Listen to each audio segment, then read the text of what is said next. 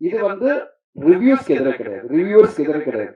வன்மத்தோட ஒரு படத்தை வந்து பாதிக்கணும்னு நினைக்கிறவங்களுக்கு எதிராக தான் அந்த கோர்ட்டுக்கு போனதை தவிர மற்றபடி ரிவ்யூஸ் பண்றவங்களுக்கு எதிரெல்லாம் கிடையவே கிடையாது.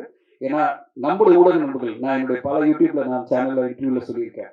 ட்ரெடிஷ்னல் மீடியா, நீங்கெல்லாம் ட்ரெடிஷ்னல் மீடியா பல வருஷமா இருக்கிற ஊடக நண்பர்கள், பத்திரிகையில் எழுதுறவங்களும் ஆன்லைன்ல எழுதுறவங்களும் எல்லாருமே வந்து பல வருஷமா இந்த இண்டஸ்ட்ரியோட சார்ந்து இயங்குற நீங்கெல்லாம் இந்த இண்டஸ்ட்ரிக்கு தூண்கள், இந்த இண்டஸ்ட்ரியுடைய பார்ட் அண்ட் பார்சல். இவங்களுக்கும் சினிமா இண்டஸ்ட்ரிக்கும் எந்த பிரச்சனையும் கிடையாது. உங்களுக்கும் சினிமா இண்டஸ்ட்ரிக்கு எந்த பிரச்சனையும் இல்லை. ஏன்னா நீங்க தான் தூண், நீங்க தான் ஆதாரமா இருக்கீங்க. திடீர்னு வந்து ஒரு யூடியூப் சேனல் ஆரம்பிச்சு திடீர்னு அவங்க ரிவ்யூ பண்ணி படங்களை பாதிக்கிறாங்களே, அவங்கள அது கட்டுப்படுத்தணும் அப்படின்ற கோரிக்கையோட தான் நாங்க போனோம். கோர்ட்ல என்ன சொன்னாங்கன்னா, இதை வந்து எப்படி கட்டுப்படுத்த முடியும்? ஏன்னா இது வந்து மிகப்பெரிய சிக்கலான ஒரு விஷயம். நீங்க கேட்கறது வந்து ஒரு சிக்கலான விஷயம். செலக்டிவா சில பேர் மட்டும் கட்டுப்படுத்துங்கன்னு பண்ண முடியாதுன்னு தான் அவங்க ரூலிங்ல சொல்லியிருக்காங்க. ஒட்டுமொத்த ரிவ்யூஸ்க்கு எதிராக ஒரு கோர்ட்டுக்கெல்லாம் நம்ம போல.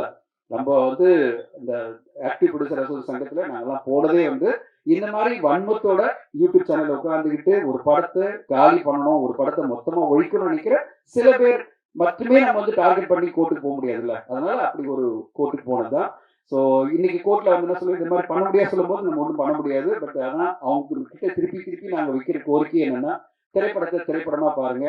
அந்த திரைப்படத்தை பார்த்தீங்க, பேசுனீங்களா, ரிவ்யூ பண்ணீங்களா, முடிச்சிருங்க. அது பிறகு தொடர்ந்து வன்மத்தோட அந்த படம் நல்லா இல்ல நல்லா இல்ல நல்லா இல்லன்னு சொல்லி 10 இன்டர்வியூல சொல்லி அந்த படத்தை வந்து ஒழிச்சிடாதீங்கன்றது தான் எங்களுடைய கோரிக்கை.